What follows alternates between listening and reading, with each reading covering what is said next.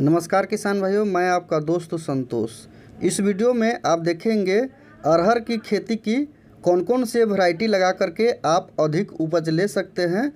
तो इसमें किसान भाइयों 5 ऐसे वैरायटी बताया गया है जिनको आप लगा करके अधिक उपज ले सकते हैं, और साथ में ये भी बताया गया है कि किस प्रकार से आप इसकी खेती कर सकते हैं और कहां पर कर सकते हैं। उसकी सारी जानकारियां आपको इस वीडियो में मिलेगी कि कौन सी ज़मीन में कर सकते हैं, फर्टिकेशन किस प्रकार से और कौन कौन सी खादों के कर सकते हैं। और किसान भाइयों, इन सारे वैरायटियों को लगा करके आप प्रति एकड़ अरहर की उपज कितनी ले सकते हैं, वो सारी जानकारियाँ देखेंगे। चैनल पर पहली बार आए हैं तो चैनल को सब्सक्राइब करके और वीडियो को लाइक कर दें।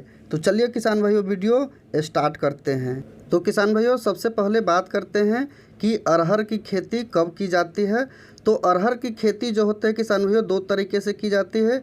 एक तो डायरेक्ट बीज जो होता है वो ज़मीनों में बुआई किया जाता है, और दूसरा तरीका होता है कि आप इसकी नर्सरी तैयार करके और फिर ट्रांसप्लांट करके इस विधि से कर सकते हैं।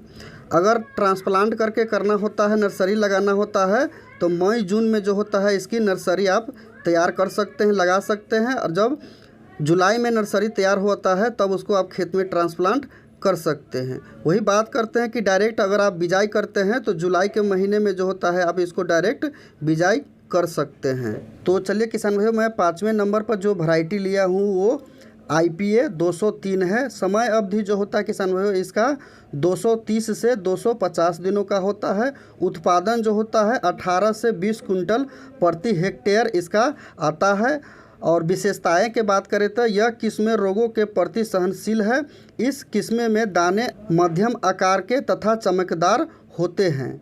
इसे प्रत्येक फली में 5 से 6 दाने होते हैं। अब बात करते हैं किसान भाइयों, जो चौथे नंबर पे मैं बीज लिया हूँ वो पूसा 16 है। समय अवधि इसका जो होता है 115 से 120 दिन का होता है।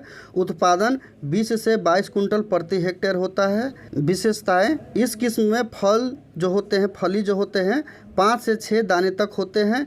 यह किस्में रोगों के प्रति सहनशील है।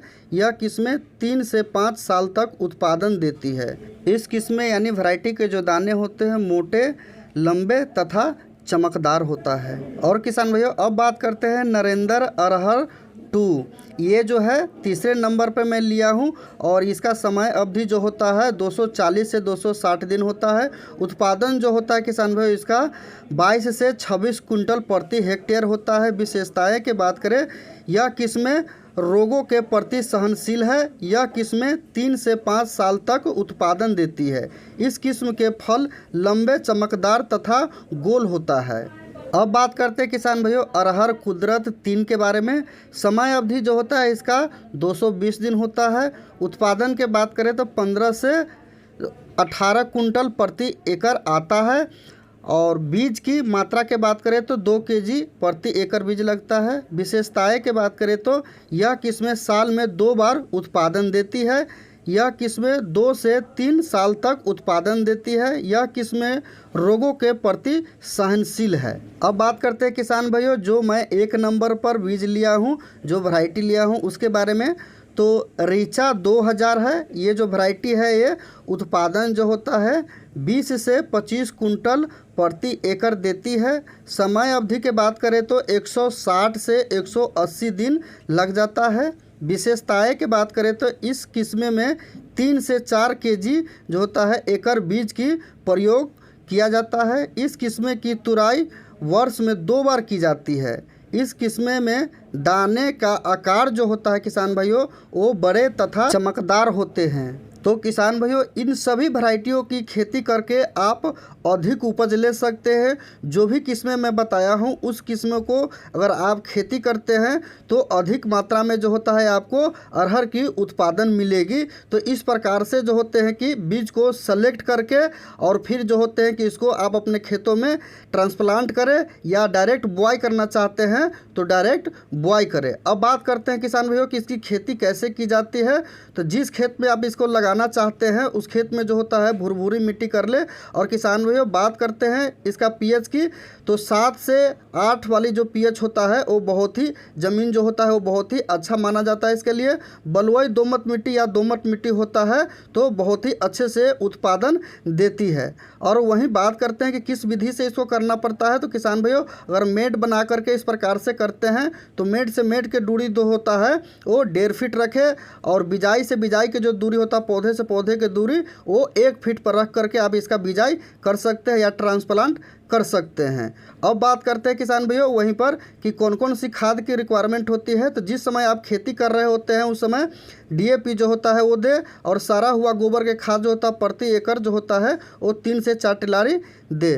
बात करते हैं कि इसमें मुख्य रोल जो होता है खादों का वो जो होता है पोटास होता है उसका होता है, क्योंकि यही जो होता है फसल में ये जान लाती है। क्योंकि पोटास का काम ये होता है कि आगे लंबे समयों तक जो होता है उसको प्रोटेक्शन प्रदान करती है और पौधे को खड़ा रखने में बहुत ही मदद करता है। तो पोटास जो होता है प्रति एकड़ किसान भैया जो होता है कि आप 40 किलो रखें, और डीएपी 20 किलो जो होता है कि आप रख करके इसका खेती करते हैं तो बहुत ही अच्छा होता है। क्योंकि खेत में जो होता है आप गोबर के खाद देते हैं तो खाद की जो मात्रा होता है वो कम कर दे डीएपी का, और पोटास का जो मात्रा होता है वो भी थोड़ा कम हो जाता है। इसलिए जो मैं बताया हूँ उस हिसाब से प्रति एकड़ की दर से आप रिक्वायरमेंट होता है वो रख करके और खेती इसकी करें।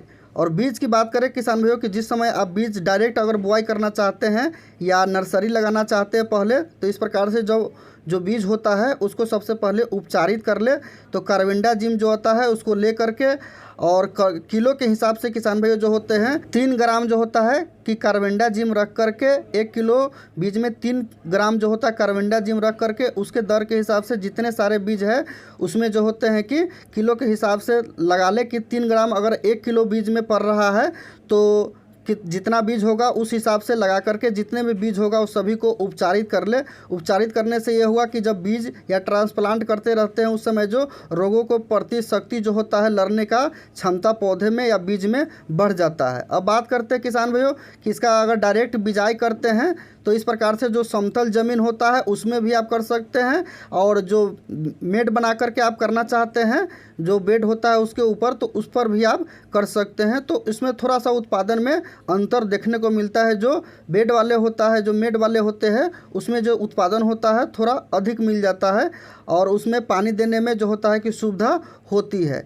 उसी प्रकार से जो होता है कि आप खेती करें, और इस प्रकार से अगर आप अपने खेतों में अरहर की खेती कर देते हैं तो बहुत ही अच्छे से बीज जो होता है जर्मिनेट जब हो जाता है या ट्रांसप्लांट होता है तो इसमें जो होता है किसान भाइयों कि ट्रांसप्लांट करने के बाद 2 दिन के बाद जो होता है कि उस पर ज़्यादा ध्यान रखना पड़ता है। तो ट्रांसप्लांट करने के बाद उसमें पहला पानी जो होता है आपको दे देना होता है।